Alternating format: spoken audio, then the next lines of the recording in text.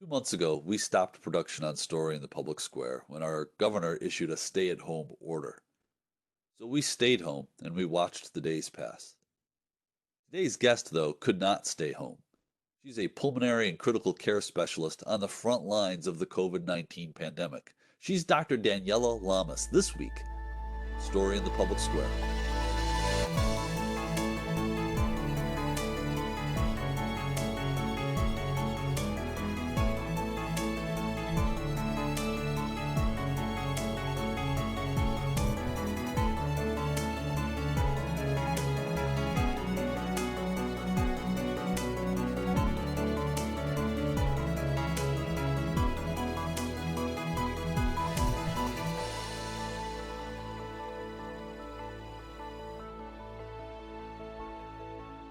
Hello and welcome to Story in the Public Square, where storytelling meets public affairs. I'm Jim Ludis from the Pell Center at Salve Regina University. I'm joined virtually today by my great friend and colleague, G. Wayne Miller of the Providence Journal. We're coming to you from three different locations today.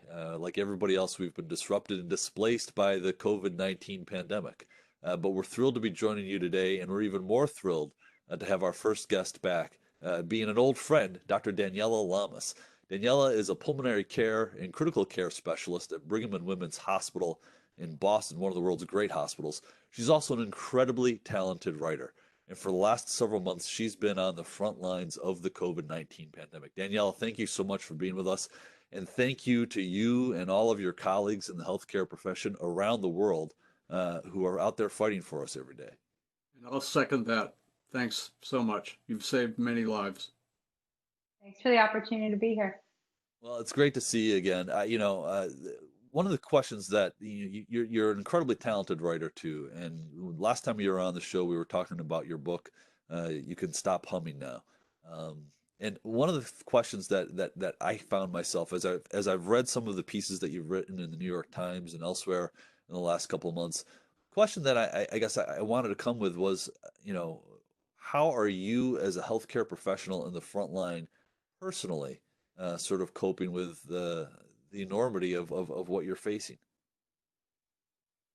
I think I've wondered to myself, and maybe it seems like a silly question, but I've wondered to myself, why does this feel different? And I'm in the Brigham and Women's Medical Intensive Care Unit generally, and when I'm on service, when I'm working in the hospital, and that's a sad unit. We have patients from Dana-Farber Cancer Institute largely, and so we have a lot of patients who are extraordinarily sick, and many of them pass away. There was a day just before COVID, I remember because it was the day before Friday the 13th, so it was March 12th, before we were getting a lot of our COVID patients in Boston. And on that day, we had 4 deaths in our intensive care unit, and that had nothing to do with COVID. Those were mostly cancer. And I remember thinking to myself and my team looking around and thinking, well, it's not going to get worse than this.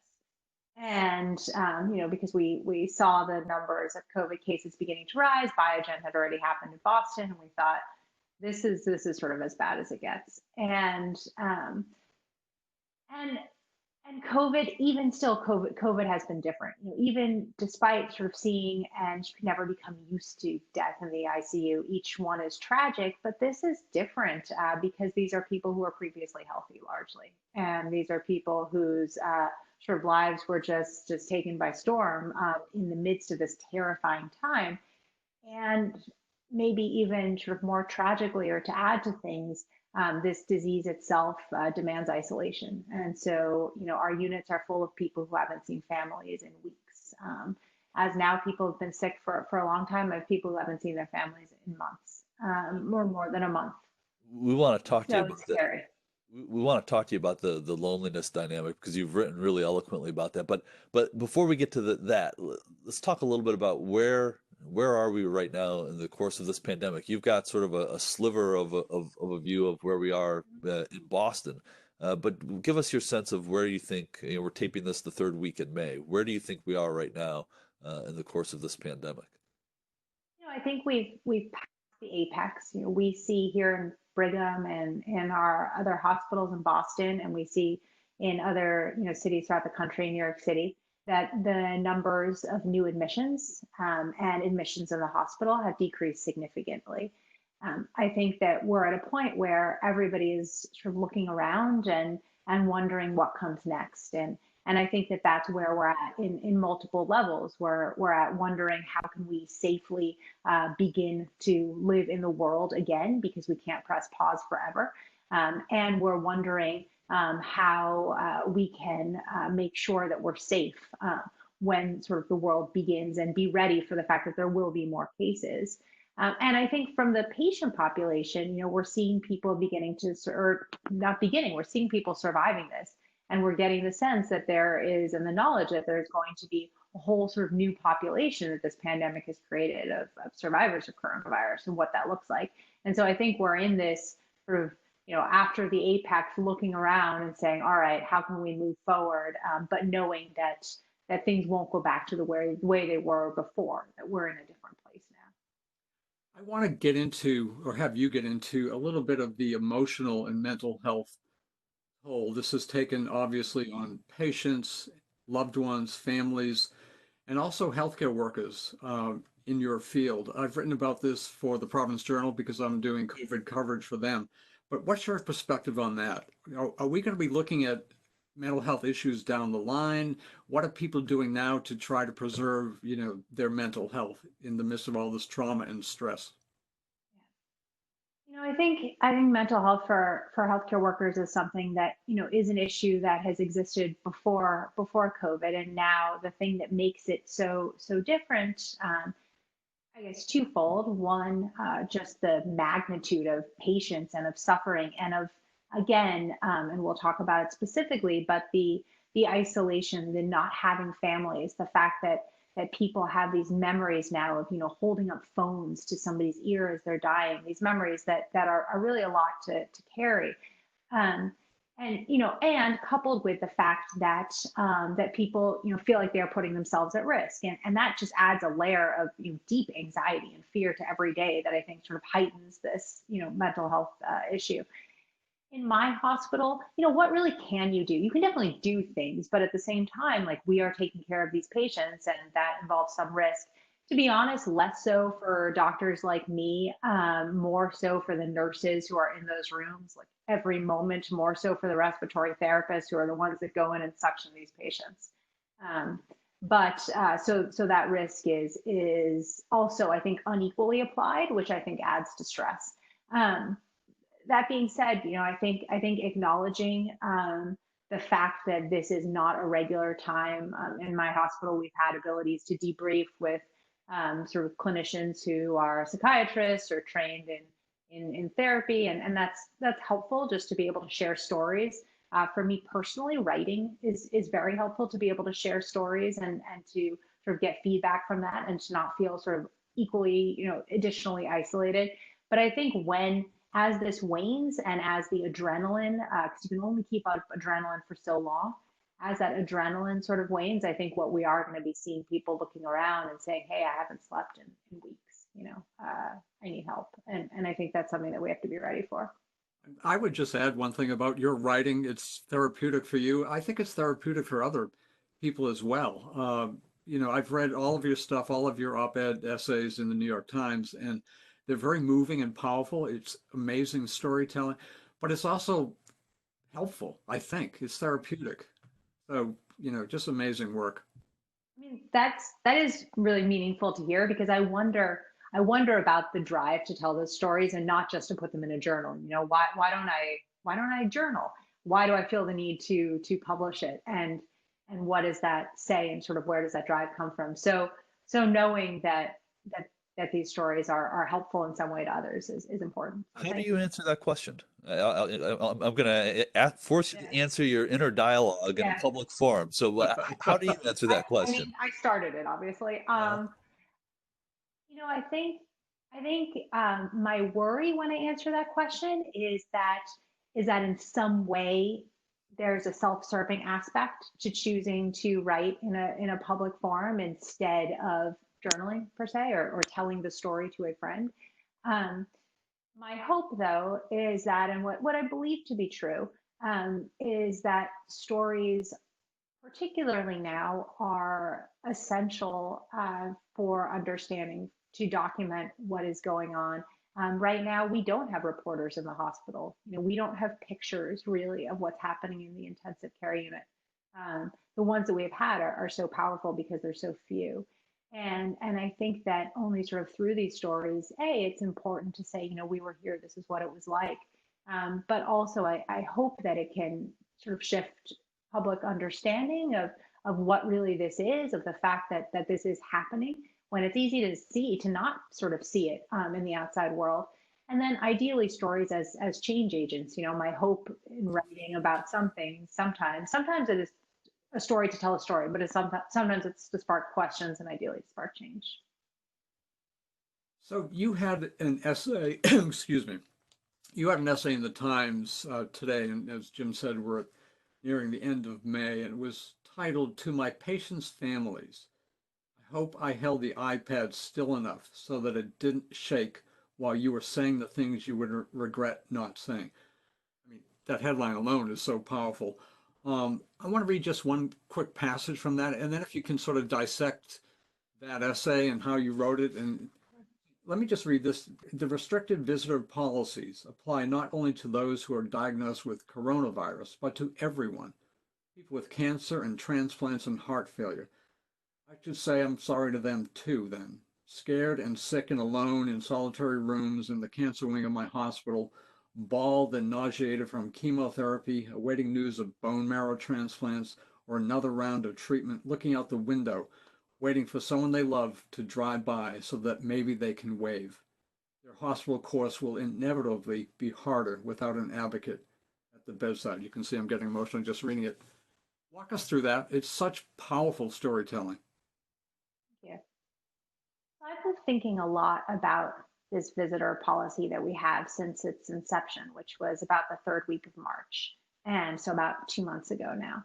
And the Brigham, along with hospitals throughout the country, made the decision that essentially this virus was too uncontrolled.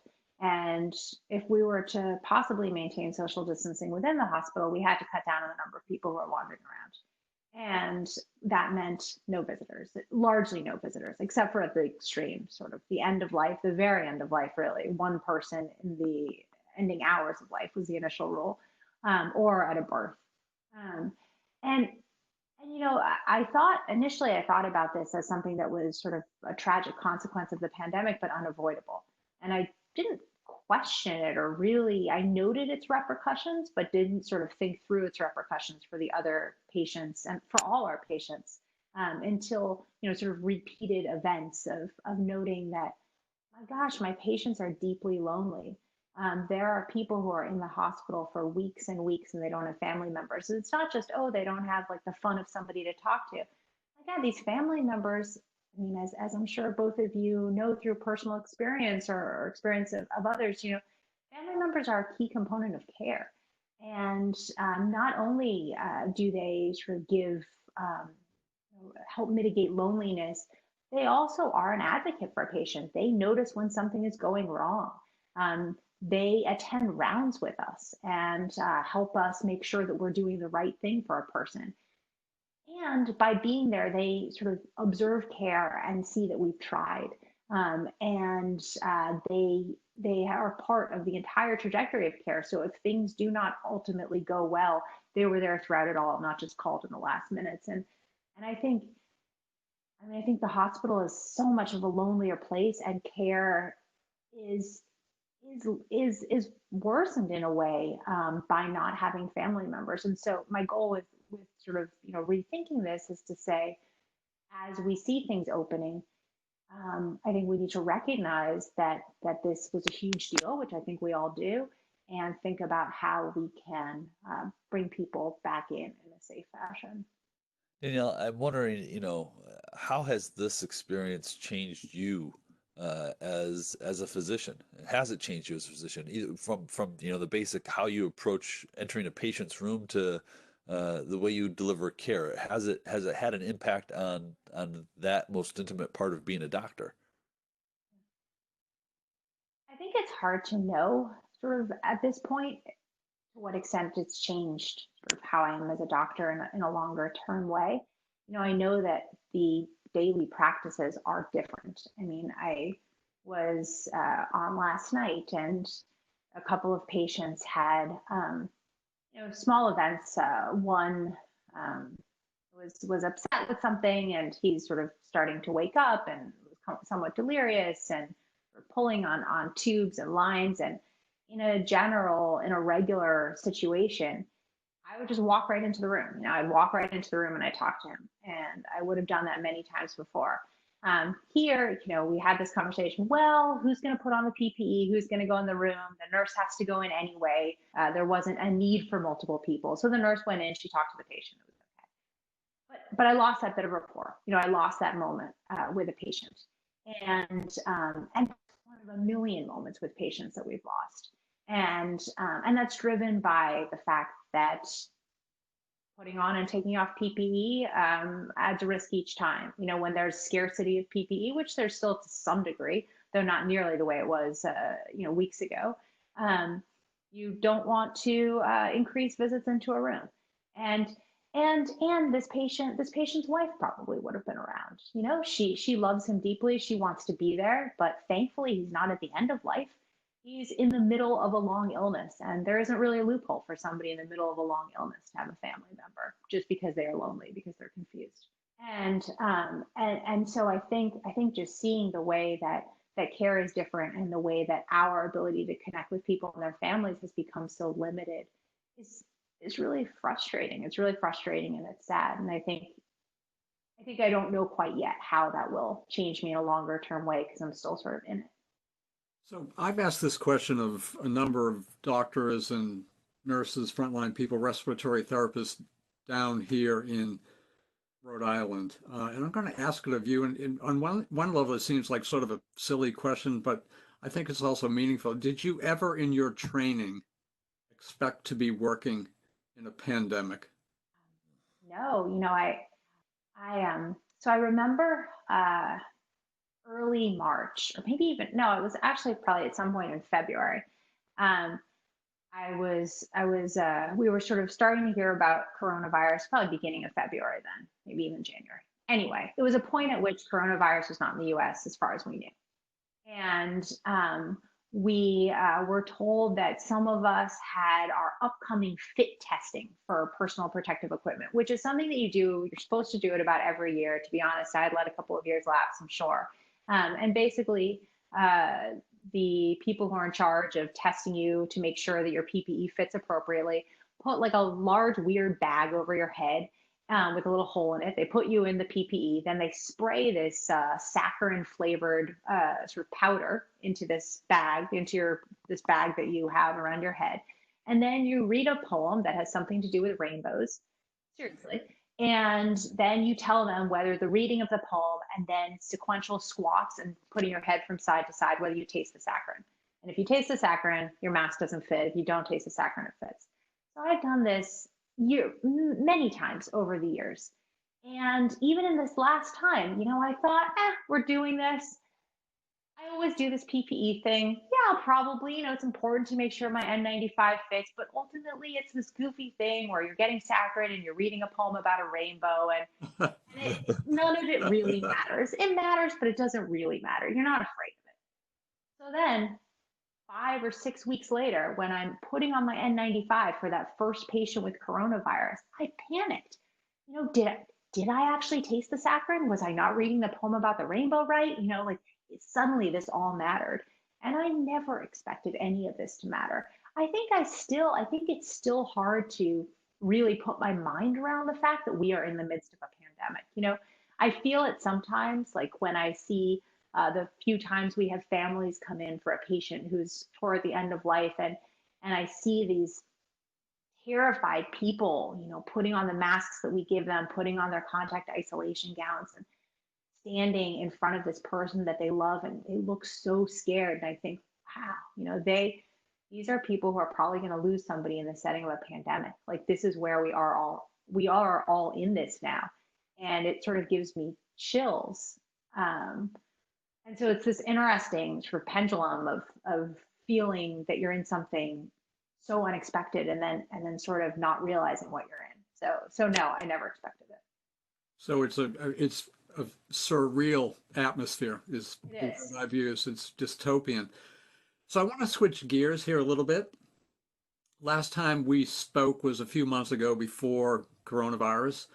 And at that time, and you are still, a writer on a Fox hit show, The Resident. Tell us about that. I mean, there's another writing gig. I mean, how many gigs do you have actually? How did you come to that, and what did that do, and what is the future of the show? Because it has paused production for now. So I've always loved medical television shows. I mean, I've watched all of ER twice, sometimes more than that. I'm actually fully up to date on Grey's Anatomy, which is definitely something that I shouldn't advertise, and yet I just did. Um, and I don't watch it ironically. Like I really enjoy all of these Oh, shows. it is a great show. It is a great show. We love it too. I've always loved this stuff. And so, because I like to write, I had always thought, what if I could be part of a medical television show? And so I've bothered people over the years, sent emails that go unanswered. And just basically through a sequence of sort of fortuitous events, the creator of The Resident responded to a Facebook message that I sent her, actually. And this ended up getting me a gig on the show, which this past season was my first sort of full season on the show as a writer. And it's a fascinating experience. I mean, generating fiction about medicine while you're also intermittently, I was still doing clinical time at the Brigham throughout this, is an extraordinarily fun and it's fascinating thing to see patients and say, this story could be a story for television, and then turn it into something, and then a couple months later see an actor act it out based on something that you experienced. Well, Actually, go ahead. well, I'm just curious that I remember after 9/11 there was a moment where we thought that all narrative storytelling was going to be a reflection on what happened in 9/11, and there were some examples of that, but it didn't have the broad societal impact that I think we've all lived at home for the last 3 months. Uh, um, do you expect that fictional medical dramas on television are going to spend all of once they're able to get back into production, are they going to be all focused on COVID, or do you think that this is, I mean, how do you think that's going to play out? I mean, I've thought a lot about that, needless to say. And I think, and this is really just, it's obviously just my opinion, I think that a show that relies on some degree of veracity, of saying we are showing things that exist in the real world, dramatized but exist in the real world. I think personally, I think they would lose a lot of their credibility if they don't sort of acknowledge that this happened. Do we need a show that tells a sequence of COVID stories? Is the public even have the appetite for that? I'm not sure, but I think when shows start again, I feel like it would be odd to have people who are playing doctors and not at least say this happened in the interim time between when we last saw you. This happened. We've gone through this. Well, let me ask you this question, because the whether you're telling a fictionalized story of an account of something you've seen, or you're doing some of this incredible essay writing you've done in the New York Times and elsewhere, um, if there was one thing that you could say to the American public right now, what would it be? I'm trying to say something that doesn't sound really cliche, but there's something in my head that's along the lines of thank you.